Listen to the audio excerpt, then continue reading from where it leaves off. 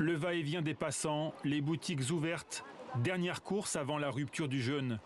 Une journée de Ramadan comme les autres, sauf que de l'autre côté de l'avenue, il y a les ruines, les bâtiments éventrés et le balai des pelleteuses. Le 6 février, 12 000 personnes au moins sont mortes à Kahramanmaraş, 1 200 000 habitants avant le séisme. Ravagé, Maraş l'héroïque ressuscite, lentement. Nos maisons sont parties, Maraş est parti, mais nous sommes là. On n'est pas mort. La vie reprend et on va renaître. Oubliez la colère du jour d'après et les pierres jetées contre le maire de la ville quand les secours n'arrivaient pas.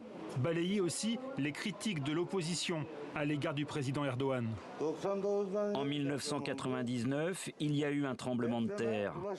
Ceux qui étaient au pouvoir à l'époque et qui n'ont rien fait, ils critiquent maintenant.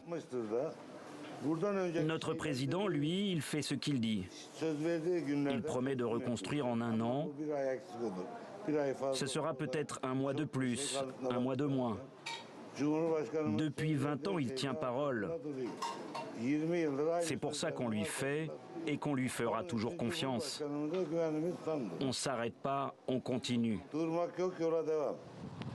On continue, l'un des slogans fétiches de Tayyip Erdogan. Après le séisme, le Reis, comme l'appellent ses partisans, est venu plusieurs fois ici pour lancer la reconstruction. Mais on l'a vu aussi distribuer lui-même de l'argent aux sinistrés. À Maraş, le président soigne ses fidèles. Lui et son parti, l'AKP, ont toujours fait de gros scores, entre 60 et 75% à chaque élection. La présidentielle est dans 3 semaines et selon les sondages nationaux, la popularité du chef de l'État aurait baissé. Si ma boutique s'est effondrée, ce n'est pas la faute de notre président. Depuis mes 18 ans, j'ai toujours voté pour l'AKP. Je n'ai pas à me plaindre du parti ni d'Erdogan. Notre problème, ce sont les gens qu'ils ont envoyés pour gérer cette situation.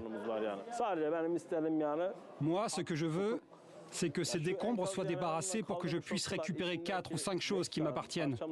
C'est tout ce qu'il me reste. Mais je voterai encore pour l'AKP.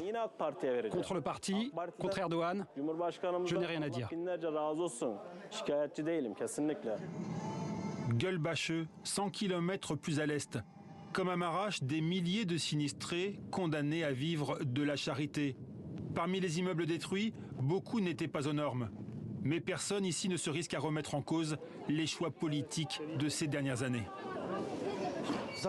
Vous savez, dans notre pays, il y a beaucoup d'amoureux éperdus.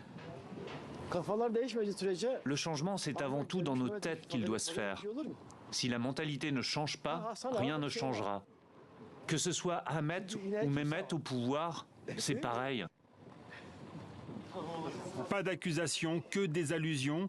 Dans un pays où la moindre critique sur Internet peut vous mener devant les juges pour insulte à la nation ou au président, chacun choisit ses mots sans nommer personne.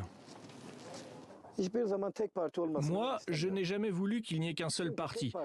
Parce que quand il n'y a qu'un seul parti, bon, au moins, lors de ces élections, ils ne devraient pas gagner facilement. Ils vont passer de justesse. Il faut que l'opposition fasse son travail pour que le gouvernement se dise « l'autre parti monte, je dois faire ce qu'il faut ». Malheureusement, ce n'est pas le cas. Notre opposition est nulle. Nulle.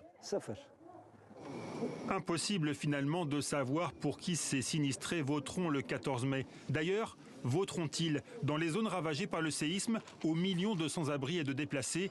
Organiser une élection, mettre à jour les listes électorales et ouvrir des bureaux de vote est un autre défi.